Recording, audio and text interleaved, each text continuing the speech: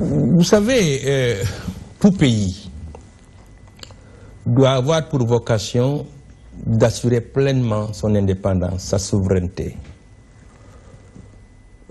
Dans cette souveraineté, il y a tout un ensemble d'éléments, mais je pense effectivement et personnellement que l'élément le plus important, certainement, est de pouvoir assurer les charges du pays, surtout les missions régaliennes, et d'assurer son propre développement en prenant en charge sa propre destinée de manière tout à fait souveraine, sans avoir besoin d'avoir à se plier aux injonctions de partenaires, quels qu'ils soient, soit bilatéraux, soit multilatéraux. D'ici 5 ans, ce serait possible, peut-être. Ça reste possible. Possible peut-être. Mais pour que ce soit vraiment faisable, il faudrait que la gouvernance économique et financière du pays soit radicalement modifiée de manière drastique pour supprimer toute source de gaspillage ou de dépenses inutiles ou même de dépenses non urgentes. Il est dans cette voie, le président. Cette semaine, il a supprimé au moins 5 agences. Oui, mais dans le même temps, il crée le Haut Conseil des collectivités territoriales qui vont engloutir un budget qui dépasse de très très loin le budget de ces 5 agences-là. Et puis ces 5 agences-là, il vient de supprimer. Moi, je salue la décision, parce qu'une décision, même si elle est tardive, il faut toujours la saluer.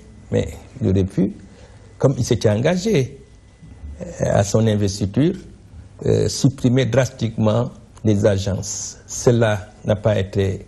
Celles-ci ont été supprimées, mais il y a d'autres qui sont aussi inutiles, qui sont maintenues, peut-être parce que ceux qui sont chargés de leur direction, de leur animation, ont quelque part une cote auprès du président de la République. Oui. Si le président de la République pense qu'il est temps que le Sénégal prenne son destin en main, c'est parce qu'également il est conscient qu'il est à la tête d'un pays liquide. Nous sortons de la dernière phase des conseils des ministres décentralisés à Pékin, où il a promis 1800 milliards pour la seule région de Dakar. Avez-vous l'impression de vivre dans un pays où les finances publiques sont assainies?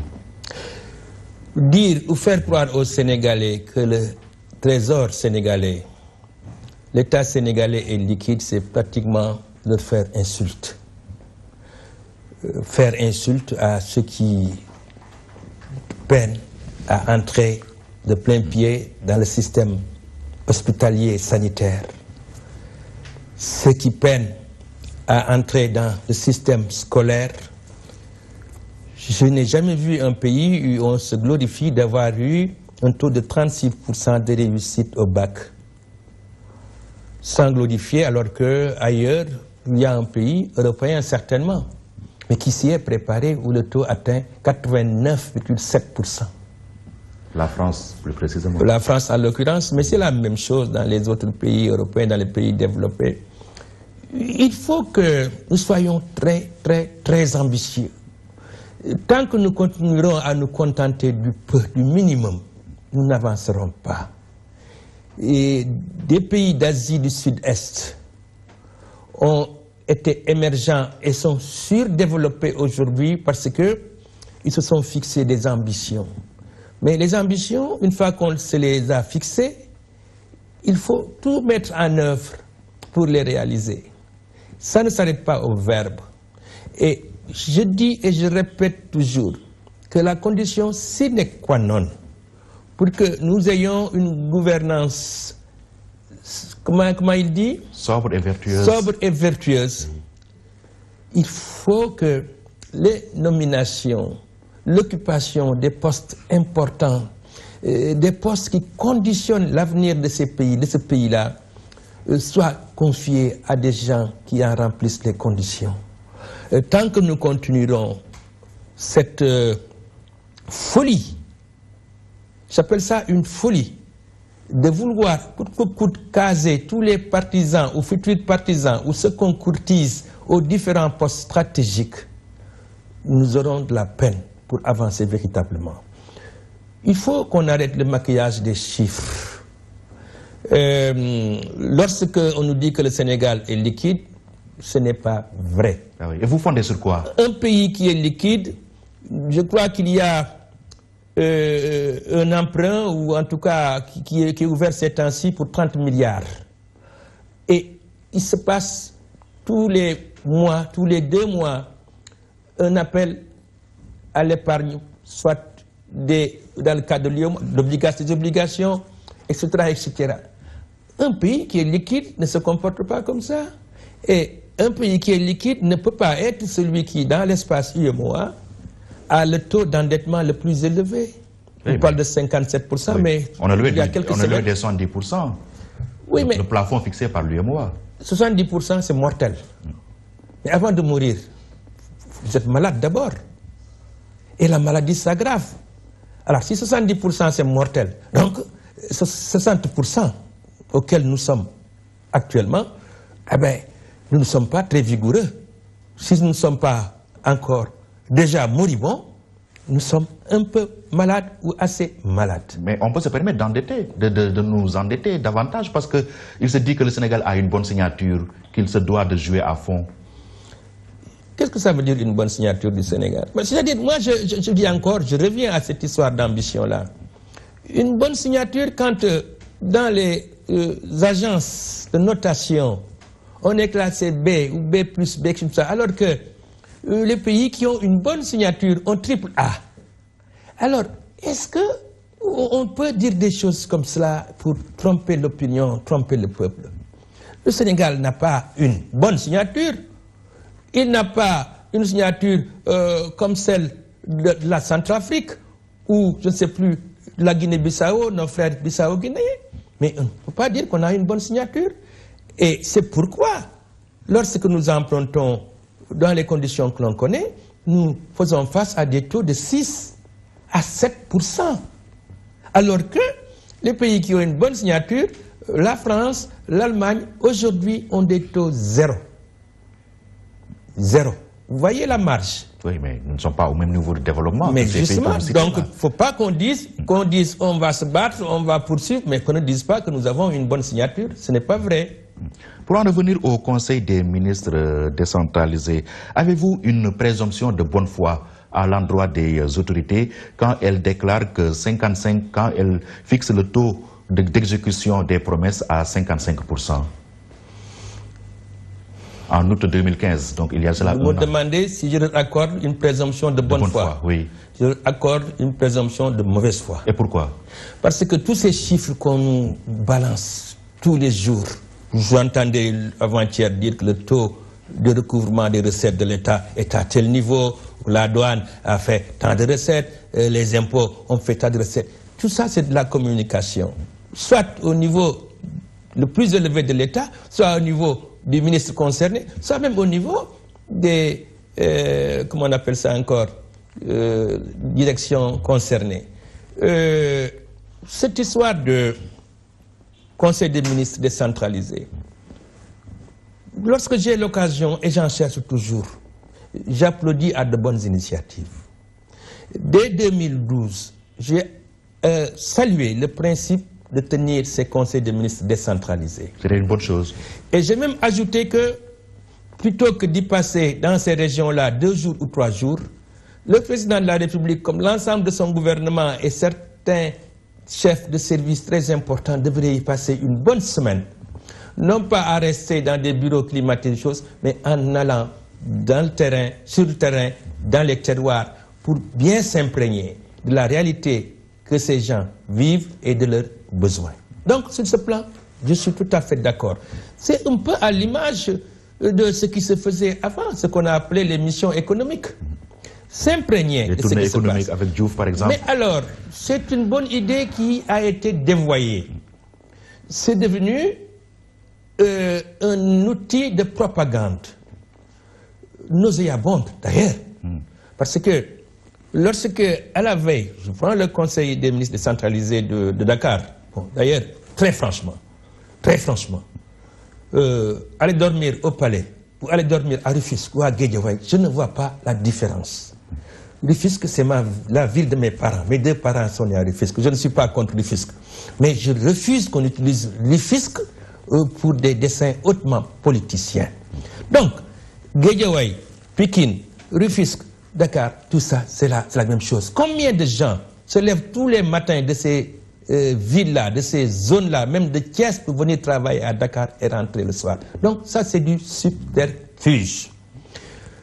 C'est tellement vrai qu'à la veille de ce conseil des ministres décentralisés, vous autres, journalistes, vous avez relayé l'information comme quoi la région de Dakar allait recevoir, je crois, 900 et quelques milliards. 823. Bon, 823. Dans un premier temps. Voilà. Le lendemain, c'est 1800. Le lendemain, 1800. Oui. Alors, donc, le président est un magicien. Il est très généreux pour sa capitale. Donc, le président est un magicien qui ne dort pas. C'est une marque de générosité pour sa capitale. Oui, mais... Pierre-Edouard, soyons sérieux. Je ne veux pas dire aujourd'hui, je vais investir ici 820 et quelques milliards, et puis demain, me réveiller et dire non, ce n'est plus ça, c'est 1800 milliards. Ça veut dire quoi? Ça veut dire que quand même, il n'y a pas de sérieux, il n'y a pas de rigueur. Comme je le dis, c'est de la propagande. Il désavoue son Premier ministre, c'est ce que vous voulez nous dire? Il désavoue personne, il dit ce qu'il veut, comme ils disent ce qu'ils veulent. Je vais dire une chose. Moi, quand un gouvernement fait un conseil des ministres décentralisé dans ces conditions-là, précédé la veille ou l'avant-veille d'un conseil interministériel, et que aussitôt il tire de son chapeau des centaines de milliards, je dis, ce n'est pas un gouvernement sérieux. Ça veut dire quoi? Ça veut dire que tout ça, à la limite, c'est presque improvisé. Lorsqu'on dégaine, comme vous dites dans votre jargon, des milliards, ça doit être à l'issue d'études approfondies, de choix. Par ailleurs... C'est le cas, non? Par ailleurs, j'y viens. Nous avons un budget de l'État, un budget annuel. Nous avons un budget triennal d'investissement, dans lequel figurent normalement toutes les dépenses de l'État sur 3 ans. Et ce budget est voté par l'Assemblée nationale. Et c'est publié dans le journal officiel, c'est porté à la connaissance des Sénégalais. Est-ce que ce n'est pas malhonnête, vicieux, pernicieux, ces choses déjà dites, déjà faites, déjà actées, déjà annoncées, de les ressortir comme un plat réchauffé pour faire croire aux gens qu'à ce qu'on avait déjà adopté et décidé, on va ajouter cela. Alors que ce n'est pas vrai, c'est les mêmes choses qui ont été décidées, actées par l'Assemblée nationale, hein, qu'on prend. Il y a un Premier ministre qui parlait de grappe. Grappe de convergence. Grappe de convergence. Bon, tous ces genres de mots-là, n'est-ce pas? Mais c'est pour bluffer le peuple. Ça n'a aucun sens tout cela. Donc, c'est des effets d'annonce. Et puis moi, j'aime bien écouter, regarder les organes de presse sénégalais, contrairement à d'autres. C'est à eux que j'annonce mes choses, pas à l'extérieur. Mais le matin du Conseil des ministres décentralisés, j'ai écouté sur vos confrères des radios qui ont fait des enquêtes dans la ville de Saint-Louis en particulier, où s'est tenu le premier Conseil des ministres décentralisés. Manifestement, les populations ont peut-être cru, mais n'ont rien vu. L'ensemble des gens à qui on a tendu le micro, hein, dans cette localité, certains ont dit, oui, on a vu peut-être un peu, d'autres ont dit, on n'a rien vu. Et vous ferez le tour des régions du Sénégal qui ont été visitées, c'est la même chose. Donc vous pensez qu'on est loin des 55% de taux d'exécution annoncés par le gouvernement? Oui, oui. On est loin du compte. Parce que, vous savez, en matière de planification, en matière d'exécution du budget, il y a des termes qu'un non-initié peut comprendre autrement. Je vais vous raconter une chose. Quand je suis arrivé au ministère des Finances, je suis inspecteur des douanes et secrétaire général, donc, chose. Et lorsqu'il y avait un règlement à faire, qui était urgent. J'ai interrogé la direction du budget, qui était la source, et puis jusqu'au trésor qui réglait. Alors, quand j'interroge le budget, ils me disent, oui, monsieur le ministre, c'est réglé. Comme des mortels, c'est réglé, ça veut dire que ça a été payé. Non, ce n'est pas réglé parce que le dossier a été fait et transmis au trésor et attend d'être payé. Donc, ce sont des termes qui sont employés et je le dis et je le répète. Il y a le premier ministre britannique d'Israélie au 19e siècle qui disait dans la vie il y a 3 sortes de mensonges. Le mensonge ordinaire, le mensonge sacré et les statistiques. Nous, on en est à quel type de mensonge? J'ai pratiqué, si tant est qu'il y ait mensonge. Les statistiques. Oui. J'ai pratiqué les statistiques. J'étais directeur des études statistiques et de l'information à la CAO pendant 7 ans. J'ai étudié ça à l'université. Je les pratique tous les jours en faisant mes recherches. Mais les statistiques, on peut leur faire dire ce que l'on veut. On peut en faire ce qu'on veut. Alors donc, il faut se garder de ces chiffres-là qu'on balance, qui peuvent être faits dans un contexte donné, mais lorsqu'on les met dans un contexte général et qu'on les étudie de manière fine, on voit que c'est la propagande qui est servie aux Sénégalais. L'émergence, le pont de l'émergence, certainement est loin de constituer une propagande. Le président de la République... C'est dommage, le pont de l'émergence... Oui, le président a procédé à l'inauguration du pont l'autre jour et il a eu cette boutade qui a fait tilt quand il disait qu'il était un lion qui dormait donc, et qu'il faut se garder de réveiller. Qu'est-ce que cela vous inspire, cette boutade? Le pont de l'émergence est une belle réalisation. Oui. Vous le concédez? Non, moi je dis ce que je pense et ce qui est vrai. C'est une belle réalisation. Et je trouve même que les travaux ont été accélérés pour être livrés, même s'il reste par-ci, par-là, quelques finitions à faire. Ce n'est pas un problème. Et lorsque le président de la République, pour le premier monument qu'il inaugure, à part le centre de conférence, qui est en train de tomber en ruine là-bas à Diamniadio, et on ne sait quoi en faire, et même le ministre des Finances, il me semble, quelque part, disait que ça nous coûte cher. Ça ne sert pas à grand-chose. Oui. Pour le premier monument vraiment sérieux qu'il inaugurait, moi je m'attendais à ce qu'il ait une posture républicaine, une posture d'homme d'État, une posture de chef d'État. Il y a des comportements, des actes qu'on peut poser lorsqu'on est en meeting de l'APR. Et comme je le disais, dans un meeting de l'APR, moi j'aurais bien compris faire venir, contre espèce sonnante et trébuchante, un Koutia, Ablaye Mbaye Pech, ou bien un Yahou Dial. Pourquoi? Pour amuser la galerie? Amuser la galerie, amuser le public. Et je sais qu'ils le font très bien, c'est leur rôle. Mais une cérémonie républicaine comme celle-là, ce que j'y ai vu, d'abord faire concurrence à ce que je viens de citer là, et les imiter très mal, et mal à propos, alors que ce qu'on attend de ces gens-là, ce n'est pas de faire le pitre, de faire le singe, mais c'est de se comporter en homme d'État. Ça, c'est une première des choses. La deuxième des choses, j'ai lu il n'y a pas longtemps un des affidés de Macky Sall. Je dis Macky Sall, je ne dis pas le président de la République, parce que dans cette affaire-là, c'est un Macky Sall, président de l'APR, qui s'est comporté. Dire, oui, ben, à la limite, les Sénégalais ne comprennent rien. C'est ça qu'il dit. Oui, quand le président a dit ce que tu viens de dire, Pierre-Edouard, c'était une métaphore. C'est une métaphore qu'il fallait prendre pas au premier degré. Au second degré. Mais ça, c'est subtil. Un lion qui dort, qu'il ne faut pas réveiller. J'y viens. Oui. Un chef d'État ne doit pas prononcer des paroles qui prêtent à confusion.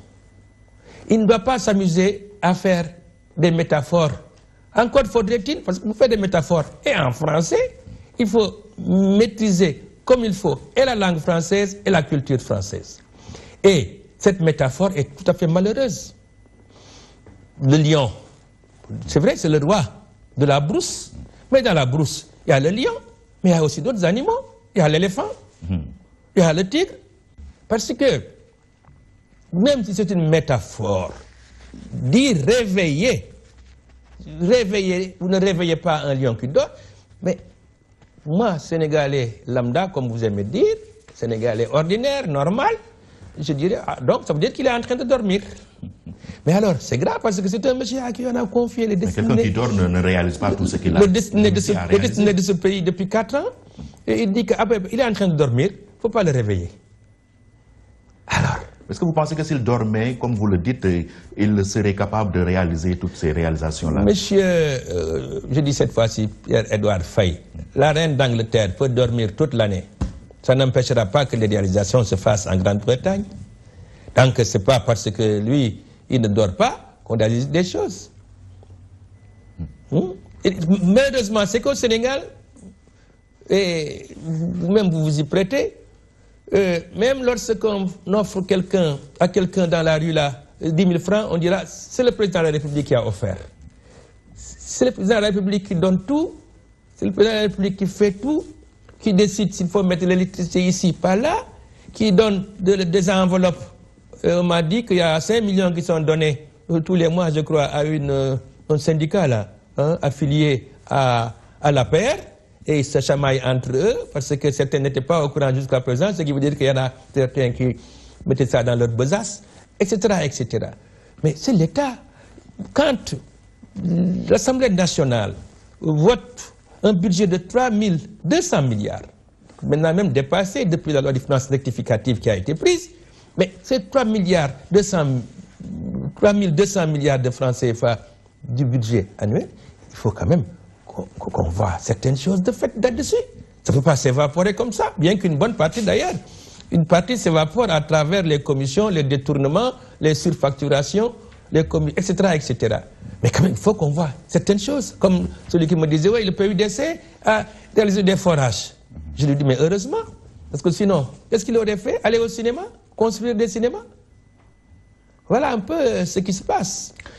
Ce qui se passe, et la réalité, elle est têtue. Et le contraste est saisissant, M. Moussa Touré, entre le PS qui avait construit le pont Sénégal 92 et l'échangeur construit par le président Macky Sall. Le ministre d'État Karim Wade disait à l'Assemblée nationale que le pont Sénégal 92 représentait toute l'ambition que le PS avait pour les infrastructures. Oui, mais quand ça se faisait, il était au lycée encore.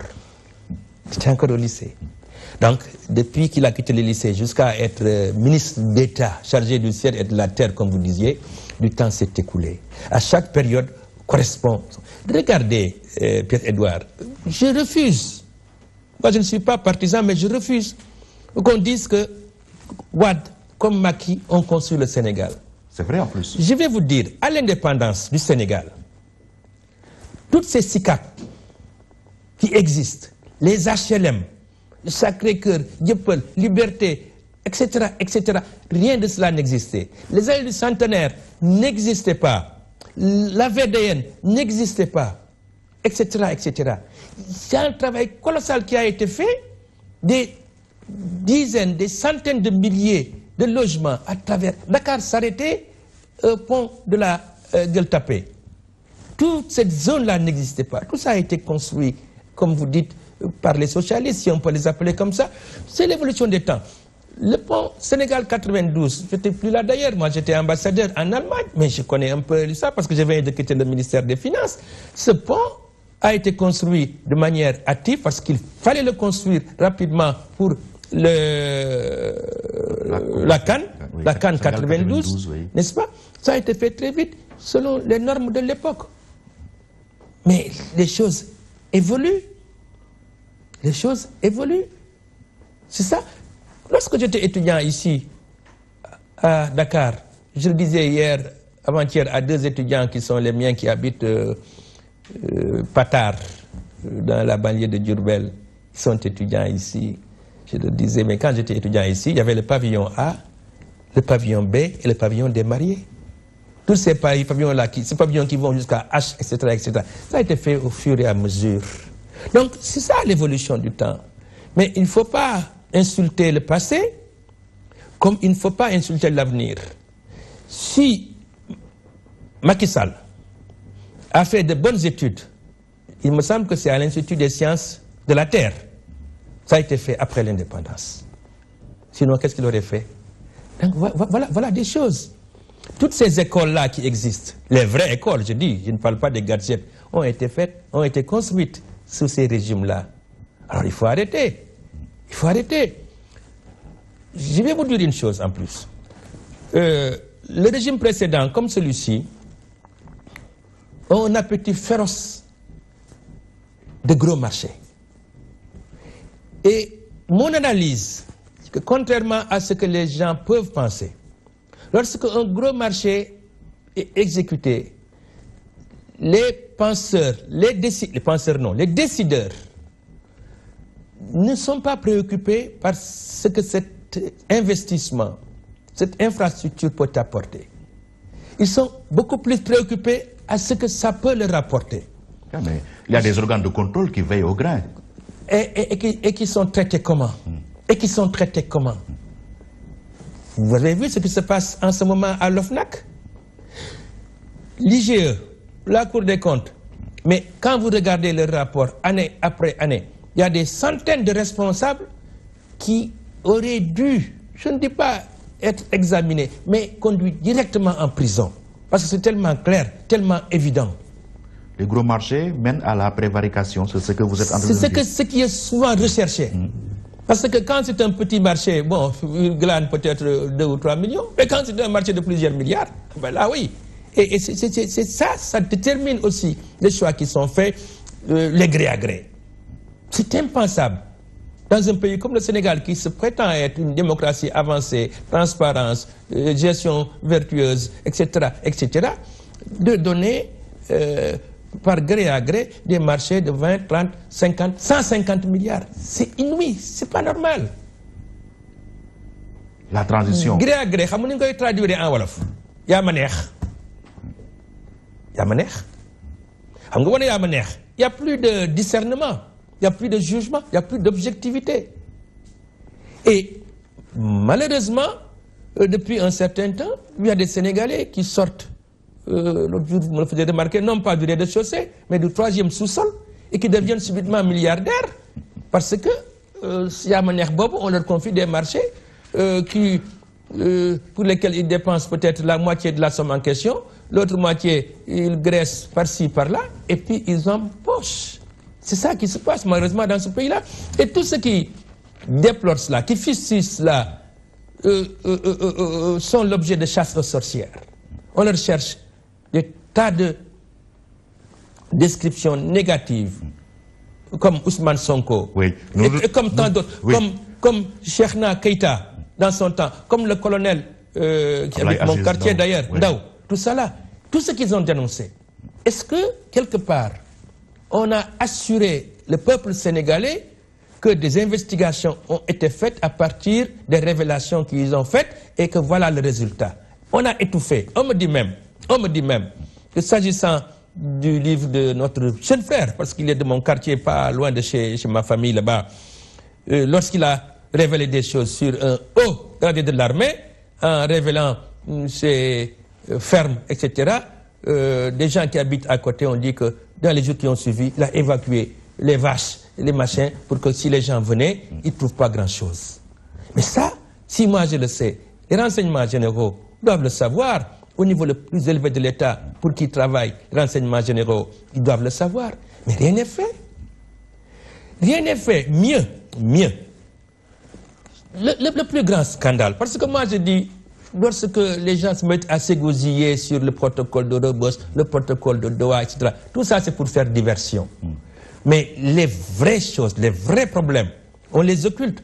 Ce directeur de service, qui a été pris la main dans le sac, dans une région, Diourbel, Kaolack, je ne sais plus où, et qui, avec ses complices, ont été mis en prison, inculpés, mis en détention. On le sort de prison.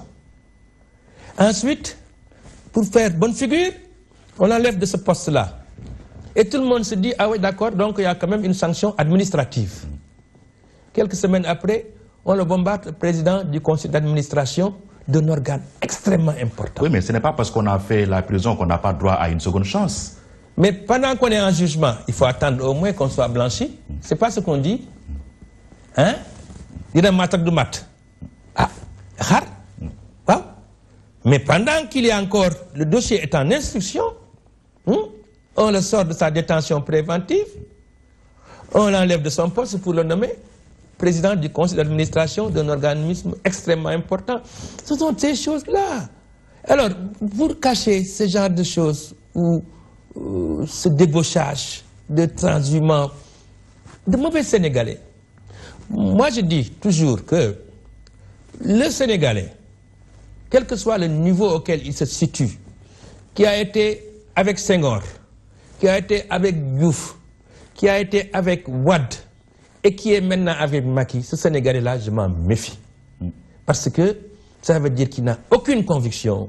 C'est comme une girouette qui tourne au gré du vent.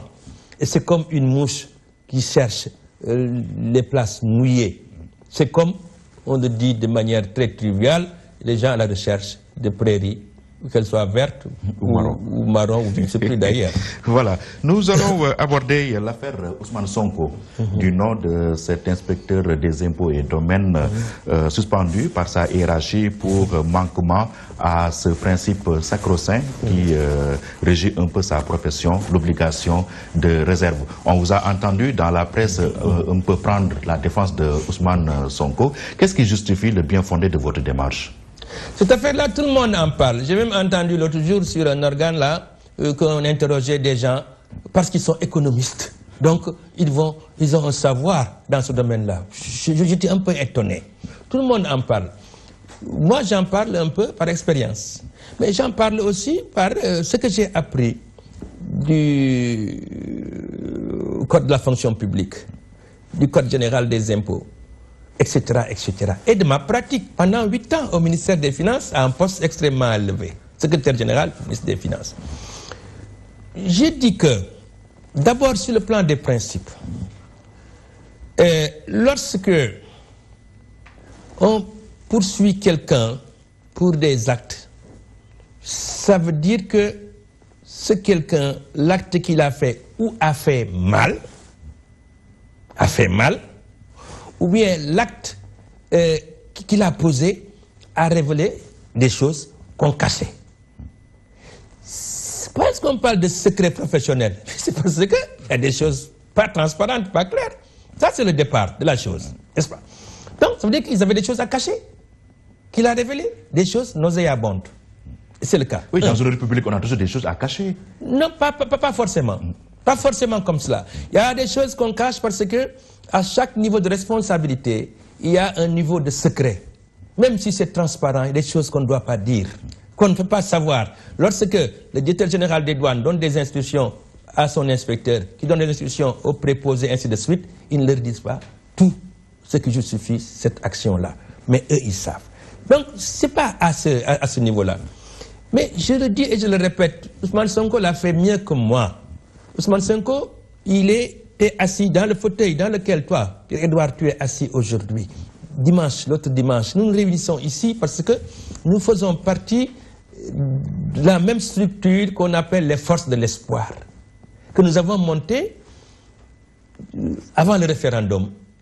Parce que nous voulions nous démarquer de toutes ces structures assez bizarres qui se créaient, de gens qui partageaient un point de vue, mais parce que nous savions que dès le lendemain du référendum, ou même avant le référendum, les chamailleries allaient commencer, parce que ces gens-là, de notre point de vue, ne partageaient pas les mêmes convictions, les mêmes valeurs. Donc, nous sommes un groupe. Oui. Et Pastef en fait partie. C'est pour cette raison que vous le défendez? Je le défends pour cette raison. Oui. Et parce que c'est quoi? C'est vous qui tirez les ficelles? Non, bon, ça, je voudrais insulter Ousmane Sonko, sans compter m'insulter moi-même, c'est pas ma pratique. Et lui, c'est l'insulter, parce que Ousmane Sonko est un jeune homme qui est courageux, sérieux, compétent, qui a de la personnalité, et vous le savez très bien, et qui sait ce qu'il dit et ce qu'il fait. C'est pourquoi, d'abord, avant qu'il ait créé le PASTEF, au niveau du syndicat des inspecteurs des impôts, il lui avait confié la présidence de cette structure-là. Vous dites quand même qu'il est représentatif. Dans le cadre de ce parti, j'y viens. Nous parlons souvent. Et de tout ce qu'il a dit, de tout ce que je sais, moi,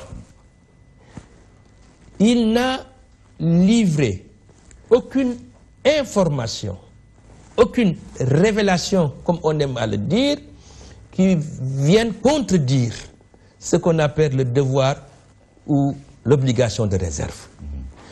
Toutes les informations qu'il a eu à communiquer, un journaliste perspicace comme toi, Pierre-Edouard, si tu avais le temps, en allant fouiller sur le net, le site du ministère de l'économie et des finances, le site de l'IGE, le site de l'OFNAC, le site de la Cour des comptes, le site de la direction des marchés, etc., etc., toutes ces informations y figurent. Mais parmi tous ces sites-là, d'où est-ce qu'on a mis que Youssou Ndour ne payait pas ses impôts? Ça, je ne suis pas au courant, oui. Et ça, je ne parle pas de... le disent, ses partisans le disent. Je ne parle pas d'individus, je ne parle pas de personnes, vraiment, je dis. Mais je dis, en tout cas, ce que lui, Ousmane Sonko, a eu dire, que j'ai entendu et qu'il a dit, ce qu'il a dit ici et ailleurs. Ces informations y figurent. Cette grosse affaire de l'Assemblée nationale, tous les gens ne sont plus à dire qu'il a dit que ce sont les députés qui ne payent pas l'impôt. Ce n'est pas les députés. Les impôts sont collectés, on l'a vu. Mais c'est la direction de l'Assemblée nationale, le président de l'Assemblée, les questeurs, les services administratifs qui ont collecté les impôts des députés et qui n'ont pas reversé ça en matière de droit fiscal. C'est un détournement. Donc, mais ça figure dans le site du ministère des Finances. Les terrains arrachés à Karim Wade, qu'il a révélé, avant même que Karim Wade n'ait été condamné, ce qui est quand même extraordinaire, qui ont été donnés à des gens de la présidence, à des autorités. Mais ça, tu pouvais, toi, Pierre-Edouard, aller à la conservation foncière, payer 600 francs CFA, pas plus, demander tel titre foncier, quel est l'état des droits de ce titre foncier-là. On vous sort tout, l'historique, depuis que le titre foncier a été créé, qui l'a acheté, qui l'a vendu, qui l'a acheté, qui le possède aujourd'hui. Si vous allez au point E, là, actuellement, où il y a beaucoup de constructions, beaucoup de constructions de grands immeubles, c'est une obligation légale. Vous mettez une pancarte, titre foncier, numéro tel, autorisation telle, vous relevez ça. Attendez, vous relevez ça. Toi, Pierre-Edouard, n'importe quel Sénégalais, vous allez à la conservation foncière, vous dites, voilà, on vous sort tout, on vous dit qui est le propriétaire. Et vous découvrirez au point E ici, des immeubles, je ne sais pas cachés, parce qu'un immeuble de 5, 6, 7 étages ne peut pas se cacher, qui sont aux mains de gens qui sont de la présidence des proches de Macky Sall, et qui se cachent, qui viennent visiter le chantier la nuit. Donc le manquement à l'obligation de réserve ne lui est pas opposable. Dans tout ce qu'il a dit, ça ne lui est pas opposable. Parce que comme je le répète encore, tout ce qu'il a dit. Mais moi, le fameux dossier que j'avais monté sur le pétrole, les prix des carburants, je ne suis pas inspecteur des impôts. Je suis un jeune retraité. Mais c'est de chez moi ici que j'ai fait mes recherches. Sur le net. Sauf que lui, il a accès à des informations de première main. Mais qu'il ne livre pas, il n'a livré aucune information de première main. Est-ce qu'il ne serait pas coupable d'un délit d'initié? Non, ça aussi j'ai entendu dire ça, parce que les soi-disant économistes, bon, ils confondent tout. Le délit d'initié, c'est pas ça, c'est matière économique, c'est pas ça. C'est pas ça. Les gens disent n'importe quoi. C'est délit d'initié. Ça ne veut rien dire dans le cas d'espèces. Un délit d'initié, c'est en matière économique, lorsqu'on a une information et qu'on l'utilise pour soit vendre, acheter des actions ou faire une opération financière. C'est pas ça. C'est pas un délit d'initié. C'est pas un manquement à l'obligation de réserve. C'est simplement une intelligence. Il est intelligent, Ousmane Sonko. Il sait où chercher. Et puis, il n'est pas seul. Il a une équipe d'inspecteurs. Il a facilement accès à ces informations-là parce qu'il est un homme du sérail. Il est dedans. Mais là où il est, dans ce domaine-là, moi j'y suis aussi, comme n'importe qui, si on sait où chercher et quoi chercher. Sur le net. Je répète encore, sur le net. Vous allez sur le net, Google, vous tapez Petrotim, toutes ces sociétés, tout ça là, on vous donne tout. C'est pas la peine de faire des impôts pour savoir tout ça. Et le risque de radiation, est-ce un risque à prendre au sérieux? Mais vous savez, dans ce pays-là, c'est possible, parce que moi-même, lorsque 2 jours avant que cette suspension intervienne, lorsque les gens l'évoquaient, je me mettais à rire en me disant que ça n'a pas de sens. Parce que nous aussi, on a vécu ce genre de situation. Moi, j'ai un inspecteur, un statisticien économiste de renommée. Hein? Pendant les 8 ans que j'ai passé aux finances, il est resté à son poste. Ah, pourtant, c'était un grand opposant qui, pendant qu'il y était, bon, ça l'arrangeait, faisait des actes, des choses, tout cela, qui partait, même des fois sans solliciter la permission, dans le Sénégal ou en dehors du Sénégal, dans des conditions que nous savions. Ça, je ne dis pas parce que c'est un secret. Comment ils partaient et par quels moyens, avec quel pays, ils étaient de connivence, comment ils avaient des papiers qui leur permettaient de visiter le monde et de devenir clean, net. Mais ce monsieur-là, qui est un ami de surcroît, il a travaillé jusqu'à sa retraite, on ne l'a pas inquiété. Il y en a un autre qui était le numéro 2 de son parti de position à l'époque, qui non seulement a travaillé, allé avec nous en mission à l'extérieur, mais même a été promu directeur de service. Oui, mais sauf que la récente jurisprudence ne plaide pas forcément en faveur de Ousmane Sonko. Vous avez cité les cas du colonel Ablaye Aziz Ndaw qui avait écrit un brûlot sur la gendarmerie au Sénégal, le commissaire Keïta sur l'affaire de la drogue dans la police, l'ancien régisseur qui, pour un simple article sur sa page Facebook sur la libération de Karim Wade, a été relevé. Je vais vous dire, le cas d'Ousmane Sonko est à différencier de ces cas-là. Parce que dans ces cas-là, ils ont parlé d'affaires qui relèvent de leur administration, ou en tout cas de leur structure. Mais Ousmane Sonko, ce qu'il révèle, mais ça ne relève pas de la direction générale des impôts et domaines. C'est des faits de notoriété publique. Comme je vous dis, allez voir un titre foncier. Moi, je l'ai fait il n'y a pas longtemps, un titre foncier, je relève le numéro, et puis je vais à la conservation foncière, je paye 600 francs, on me dit, ça appartient à telle personne qui se cachait. Il n'est pas nécessaire, il n'est pas utile d'être inspecteur des impôts et domaines pour faire ça. Comme je vous dis encore, l'affaire de l'Assemblée nationale, mais c'est dans le site du ministère des Finances. Alors, maintenant, le problème de fond, faut-il interdire aux fonctionnaires de faire de la politique? Ça, c'est le grand problème. Oui. Vous savez, on a au Sénégal un grand problème dans ce domaine-là.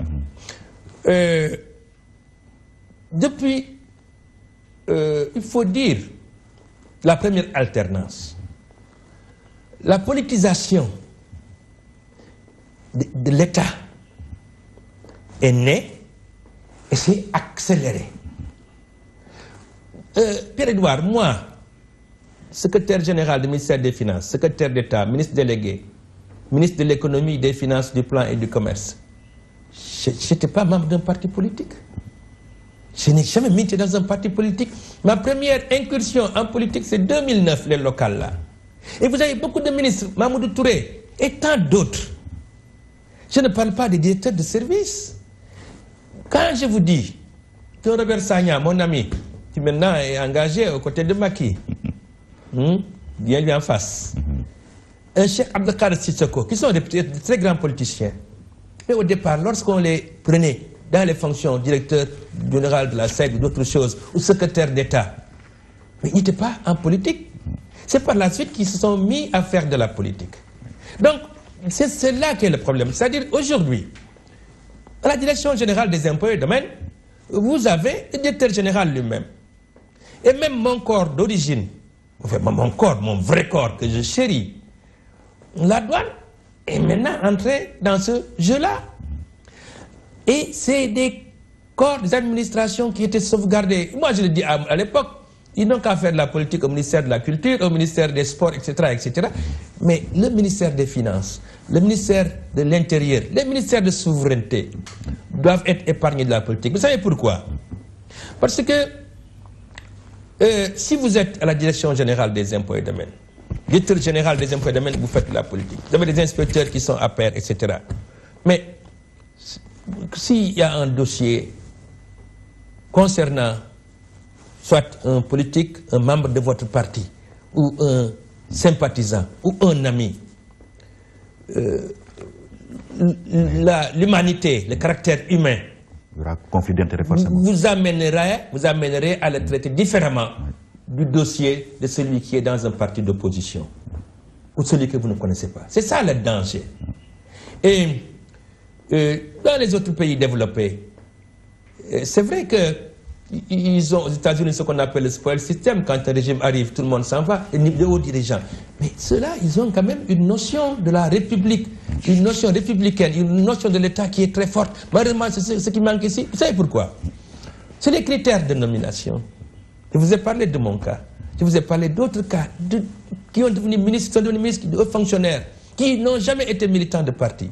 Mais c'est que c'est leur compétence, leur qualité qui était reconnue pour être à ces fonctions-là. Et on ne leur demandait pas de faire de la politique. Je vais vous raconter ce que le président Diouf m'a dit une fois.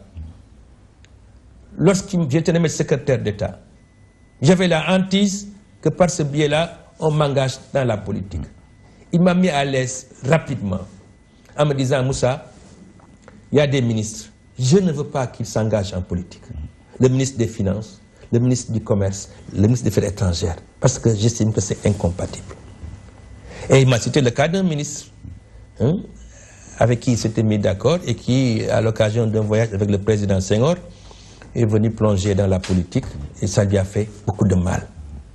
Donc, c'est ça. Mais maintenant, vous savez pourquoi quand il y a un événement, vous regardez sur les réseaux sociaux, les machins comme ça, vous avez des gens qui s'agitent là.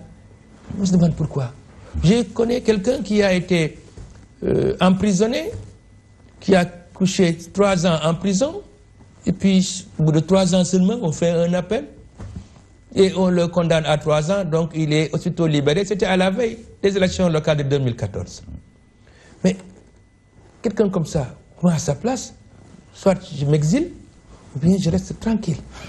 Mais ces gens qui font des déclarations, vous en avez plein comme ça, qui dans un pays normal devraient se taire ou se cacher. Mais il faut qu'ils parlent. Pourquoi? J'y viens. Parce qu'il faut qu'on les remarque.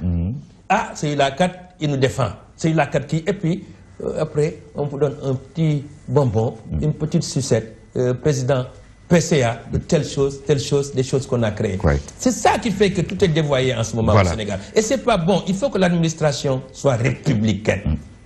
Juste, à égale distance de tout le monde. Voilà, le temps est presque terminé, Moussa Touré.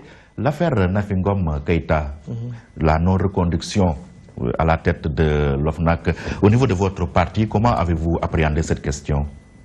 Cette affaire-là, en ce qui me concerne, ce qui nous concerne, nous estimons que ce n'est pas une affaire politique qui nous implique, contrairement à l'affaire Ousmane Sonko. Moi, ce que je dis simplement, à entendre les uns et les autres, hier, mon neveu, qui parlait au nom du gouvernement, oui, c'est une prérogative constitutionnelle du président.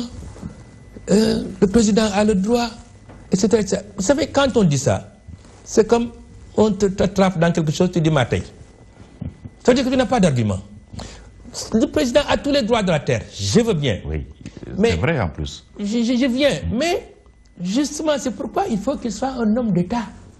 Ça veut dire que tous ces droits-là doivent être actionnés sur la base de considérations morales, éthiques, transparentes. Si ce n'est pas le cas, c'est dévoyé. La grâce de Karim Wade entre dans ce cadre-là. Je ne me prêche pas pour qu'on le garde en prison longtemps et tout ça. Mais le fait de le gracier, ça entre dans ce cadre-là. Parce que, justement, ce sont des considérations politiciennes, des calculs, des fois d'ailleurs malsains, avec un montage comme un film qu'on tourne à Hollywood, etc., etc., qui ont amené cette libération. Ça, je dis, lorsqu'on me dit que le président a le droit de grâce, je dis non, dans ce cas-là, ce n'est pas moral, ce n'est pas éthique, ce n'est pas transparent, ce n'est pas sérieux. Et qu'est-ce que vous lui reprochez concrètement dans l'affaire Nafingom Keïta? Et toute cette passe d'armes-là qu'il l'ait enlevé, comme je dis encore, c'est son droit. Bon, ça a été fait 6 mois avant, 6 mois après, tout ça. C'est pas là qu'il y a le problème. Mais le grand problème, c'est que ce que tous les Sénégalais ont vu, la passe d'armes qu'il y a eu il n'y a pas longtemps entre Nafingom Keïta, le directeur du Kourde, Nafingom Keïta, mieux encore, le directeur de cabinet du président de la République, qui s'est exprimé publiquement pour la fustiger. Et comme on dit en Wolof, Domounar, lu mu wax, Parce qu'on lui reproche notamment d'avoir outrepassé ses prérogatives. Quand elle demandait à ce que le DG du COUD soit limogé et qu'il soit radié de la fonction publique. Oui. Là, elle est allée trop loin. Non, c'est dans le cadre des prérogatives de l'OFNAC, c'est comme dans le cadre des prérogatives de l'IGE. Vous faites un rapport, vous faites des constats, vous faites des propositions de sanctions. Elle n'a qu'à remettre le dossier au procureur et s'en limiter à ça. Ah non, mais pour le faire, il faut qu'il justifie, il faut qu'elle fasse des propositions. Mais l'OFNAC n'est pas sorti du cadre normal de ses prérogatives. Et si j'ai bien compris, en lisant cette chose-là, c'est grave ce qui a été fait, comme ce qui a été fait ailleurs. L'histoire de ce monsieur-là, dont je parlais tout à l'heure, directeur de service, impliqué dans des histoires bassement vulgaires de trafic de permis de conduire, hein, qu'on attrape, qu'on emprisonne, et qu'on ressort, et qu'on promeut. Merci.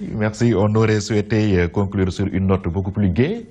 Mais bon, voilà. Merci en tout cas, M. Moussa Touré, ancien ministre des Finances, ancien président de la commission de l'UMOA et président du Parti citoyen pour l'éthique et la transparence, Set Njeriñ Sama Réew.